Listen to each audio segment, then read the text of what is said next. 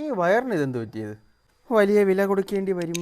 ചിലയിടത്ത് പുക, ചിലയിടത്ത് ചാരം. ഈ നാടിന് ഇതെന്ത് പറ്റിയത്? എടേ, ഞാൻ നിന്നെ കുറിച്ചാണ് പറഞ്ഞത്.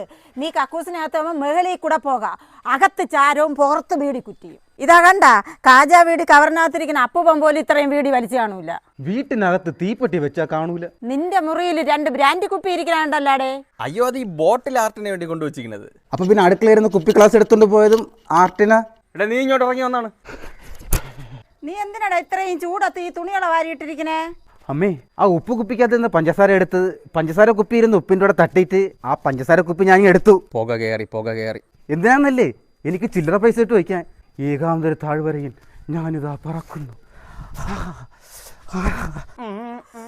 ഇതെന്താടാ ഇത്?